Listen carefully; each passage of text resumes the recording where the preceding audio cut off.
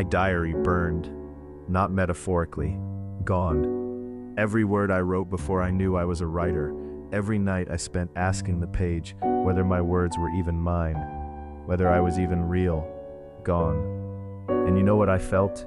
Nothing, because the diary was already hollow before the fire reached it. That hollowness, that specific, personal 4 a.m. hollowness of writing everything you are and feeling nothing come back. That is where we begin. Not with technique, not with craft, with the thing that burns. You have felt it. Don't pretend you haven't. That draft you deleted at 2 a.m., that journal you stopped keeping without deciding to stop, that sentence you wrote and immediately crossed out, not because it was wrong, but because it was too right, too close to something you weren't ready to be seen holding.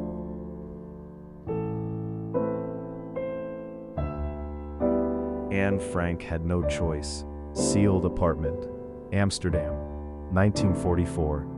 No sky, no street, no tomorrow guaranteed. And she wrote, "I want to go on living even after my death." 13 years old. She didn't write that to be remembered. She wrote it because the alternative, silence, felt like dying before the dying. And now those words exist in 70 languages, in the hands of people not yet born when she pressed them into yellow pages. Why? Because she had nothing left to protect, no image to maintain, no audience to perform for. The ruins took everything, and what escaped was pure. That is the only secret writing has.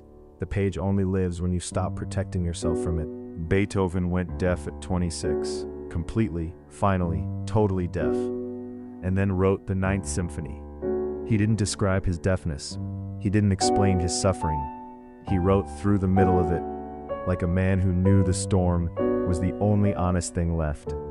Camus wrote, "Mother died today, or maybe yesterday, I don't know." Not, "I was devastated by loss." Not, "Grief arrived like a wave." Just, "Mother died today, or maybe yesterday, I don't know."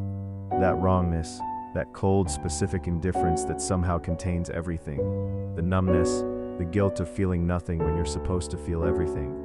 The strange dissociation of a grief that doesn't arrive on schedule. One sentence, no explanation, and it has outlived everyone who ever tried to explain it. This is the difference between the hollow page and the living one. You are not writing badly.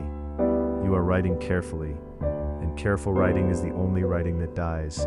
My diary burned, and I thought I lost something. But what actually burned was the performance, the careful version, the words I wrote while still protecting myself. What survived was the habit of returning to the page, the stubbornness, the 4 a.m. that never really ended. And eventually, the writing that came after the burning was the first writing that was truly mine. So I'm not going to tell you to write beautifully tonight.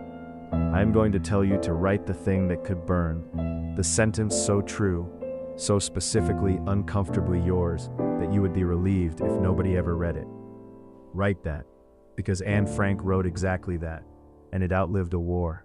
The hollow page is not your enemy. It is the version of you that still has something left to lose.